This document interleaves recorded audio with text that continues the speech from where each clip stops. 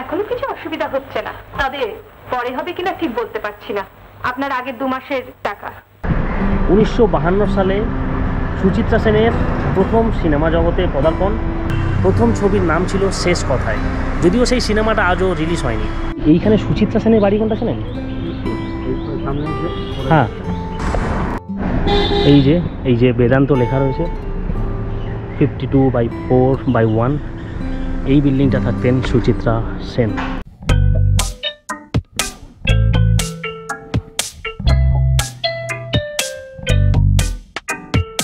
আচ্ছা দাদা, বলছি এখানে কি সুচিত্রা সেন থাকতেন?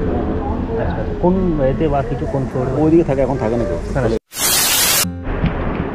বেশ অনেকদিন হয়ে গেছে কোনো সেলিব্রিটির বাড়ির শ্যুট করা হয়। আমি আজকে চলে এসেছি বালিগঞ্জ সার্কুলার রোডে। নমস্কার বন্ধুরা, আমি অমিত চলে এসেছি আজকে একটা নতুন ব্লগ নিয়ে। আর আপনারা দেখছেন অমিত হুল্লো। যদি অমিতের ব্লগ না দেখেছো তাহলে আর কি দেখেছো? তো আজকে আমরা যাব এমন একজন অভিনেত্রীর বাড়িতে, মানে অভিনেত্রীর বাড়ি দেখানোর জন্য। টলিউড ইন্ডাস্ট্রির তাবড় তাবড় অ্যাক্টর অ্যাক্ট্রেস এবং প্রথম সারির অ্যাক্টর অ্যাক্ট্রেসদের ভিডিও, অর্থাৎ বাড়ির ভিডিও আপনাদের সাথে শেয়ার করেছি। এবং এখন যার বাড়িতে যেতে চলেছি, যে অ্যাক্ট্রেসের বাড়ি দেখাবো আপনাদের, তিনি ভারতবর্ষের প্রথম মহানায়িকা।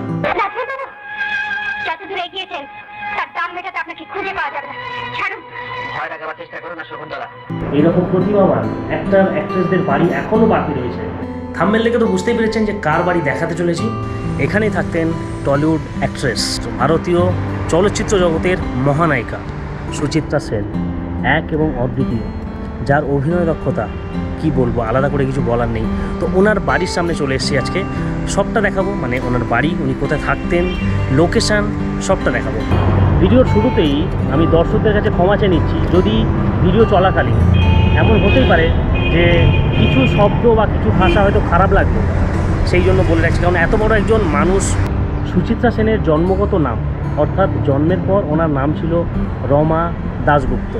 পরবর্তীকালে বিবাহিত জীবনের পরে ওনার টাইটেল চেঞ্জ হয় সেন হিসেবে। এইখানে সুচিত্রা সেনের বাড়ি কোনটা ছিলেন? হ্যাঁ। আর সুচিত্রা সেন শুধুমাত্র যে টলিউড ইন্ডাস্ট্রির একজন অভিনেত্রী ছিলেন তা নয়, ভারতবর্ষের সিনেমা জগতে তিনি এক এবং অদ্বিতীয় মহানায়িকা ছিলেন। তো ওনার সম্পর্কে বলতে গেলে হয়তো আমি খুবই নগণ্য, মানে ওনার সম্পর্কে যাই বলি না কেন সেটা তো আমি নিজের মন থেকে ডেফিনেটলি বলবো না। যেটা উইকিপিডিয়া রয়েছে, যেটা গুগল থেকে জানা যায়, অবশ্যই সেই বিষয় নিয়ে আলোচনা করব, সেই বিষয়গুলো আপনাদের সাথে তুলে ধরবো। তো চলুন। আচ্ছা, উনি কি এখানেই থাকতেন? হ্যাঁ। আপনি দেখেছেন কখনো? উনি ঘর থেকে বেরোতেন না, ঘরেই থাকতেন। উত্তম কুমার মরে যাওয়ার পরে ওর দরজা ছিল। আচ্ছা, আর কোনোদিন বেরোয়নি, কেউ দেখেওনি? সুচিত্রা সেন 6 এপ্রিল 1931 সালে জন্মগ্রহণ করেন। শুধু বাংলা ইন্ডাস্ট্রি নয়, বাংলা ইন্ডাস্ট্রি ছাড়াও উনি হিন্দি ভাষাতেও কাজ করেছেন। ওনার কর্মদক্ষতা নিয়ে আর কিছু বলার নেই। এমনি উনি মহানায়িকার তকমা পাননি। মানে ভারতবর্ষের একজন মহানায়ক, তিনি হলেন উত্তম কুমার, এবং আরেকজন যিনি মহানায়িকা তিনি হলেন সুচিত্রা সেন। তারপর ভারতবর্ষে সেভাবে কোনো মহানায়ক বা মহানায়িকার জন্ম হয়নি। মানে উত্তম কুমার মারা যাওয়ার পর আর আসেননি, তখন আর বেরোননি। আপনি কি আশেপাশেই থাকেন? আমি তো আইটিআইএসএন। ও আচ্ছা। জয়ন্তীর মুখে আপনার অনেক পরিচয় পেয়েছি, আসল পরিচয়টা কিন্তু পাইনি। কোনটা? এবং উনি বেশিরভাগ ক্ষেত্রে উত্তম কুমারের বিপরীতে কিন্তু অভিনয় করেছেন, এই কথাটা অজানা নয়। মানে সেই স্বর্ণযুগের হিট জুটি বলতে একটাই জুটি বোঝায়, সেটা হলো উত্তম কুমার এবং সুচিত্রা সেন। সুচিত্রা সেন 1953 থেকে 1979 পর্যন্ত উনি কাজ করেছেন। সুচিত্রা সেনের যে কাজ, যে সিনেমাগুলোতে অভিনয় করেছেন, সেই সিনেমাগুলির মধ্যে সাত পাকে বাঁধা, সাপমোচন, দ্বীপ জেলে যায়, হারানো সুর এবং সপ্তপদী এবং আরও অনেক। এবং সুচিত্রা সেনের স্বামীর নাম ছিল দিবানাথ সেন এবং তারই একমাত্র কন্যা মুনমুন সেন। ওর মেয়ে আছে মুনমুন সেন। ওর মেয়ে তো এখানে থাকেন না মনে হয়? হ্যাঁ আছে, থাকেন এখন। ও আচ্ছা। সুচিত্রা সেন ছিলেন বাংলাদেশের জনপ্রিয় কবি রজনীকান্ত সেন, ওনার নাম। এবং সুচিত্রা সেন ছিল পরিবারের পঞ্চম সন্তান এবং তৃতীয় কন্যা সন্তান। 1963 সালে সাত পাকে বাঁধা সিনেমার জন্য মস্কোতে ওনার নমিনেশনে নাম ওঠেন এবং তিনি সেরা অভিনেত্রীর রৌপ্য পুরস্কার অর্জন করেন। শুধু তাই নয়, এটা কিন্তু ভারতীয় সিনেমা জগতের প্রথম অভিনেত্রী উনি, যিনি বিদেশে গিয়ে পুরস্কার প্রাপ্ত করেছিলেন। 1972 সালে ভারত সরকার ওনাকে পদ্মশ্রী সম্মান প্রদান করেন।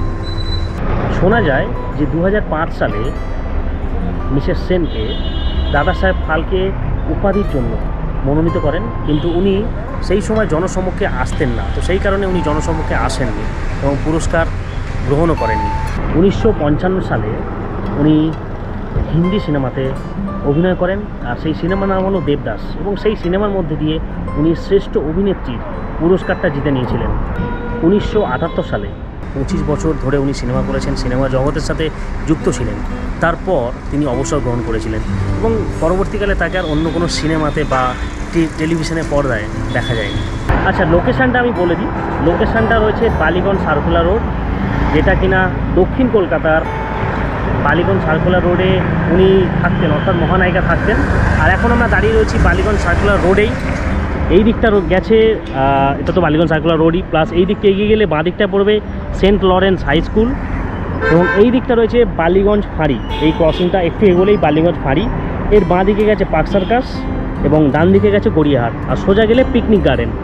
তো এই বালিগঞ্জ সার্কুলার রোডের যদি সামনে দেখি, এখানে একটা বিল্ডিংয়ের এন্ট্রান্স পাবেন, এবং এখানে রয়েছে বেদান্ত 52/4/1 পোদ্দার হাউস। তো এই যে হলো এন্ট্রি এই বিল্ডিংয়ের। এখান থেকে যদি যাওয়া যায় একদম শেষে, একদম লাস্টের দিকে ডান দিকে যে বাড়িটা রয়েছে অর্থাৎ বেদান্ত, ওই বাড়িতে থাকতেন মহানায়িকা সুচিত্রা সেন। এই যে বেদান্ত লেখা রয়েছে 52/4/1, এই বিল্ডিংটা থাকতেন সুচিত্রা সেন।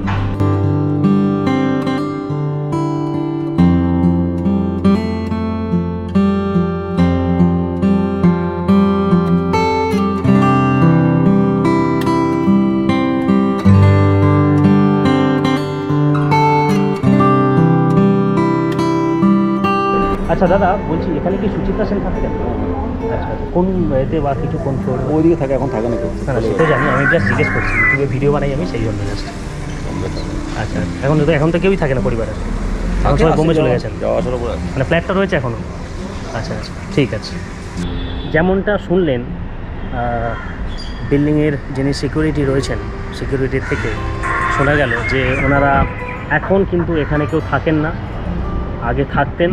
ডেফিনেটলি ওনার মৃত্যুর পর আর ওনার মেয়ে কিংবা নাতি নাতনি বা দুটো নাতনি রয়েছেন, মুনমুন সেন ওনার মেয়ে এবং দুজন নাতনি রিয়া সেন এবং রাইমা সেন, ওনারা আর এখানে থাকেন না, তবে যাওয়া আসা করেন, যেটা উনি বললেন।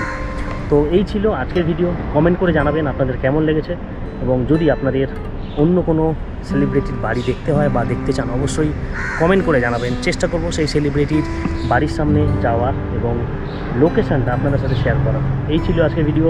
দেখা হবে পরের অন্য কোনো ভিডিওতে। ভালো থাকবেন, সুস্থ থাকবেন। এবং 2014 সালে 17ই জানুয়ারি মহানায়িকা সবাইকে ছেড়ে, এই পৃথিবী ছেড়ে বিদায় নিয়েছিলেন, এবং তার অর্থাৎ ওনার শেষকৃত্য কাজ সম্পূর্ণ হয়েছিল কালীঘাট মহাশ্মশানে। হৃদরোগে আক্রান্ত হয়ে শেষ নিঃশ্বাস ত্যাগ করলেন সুচিত্রা সেন। মায়ের মুখাগ্নি করলেন মুনমুন সেন।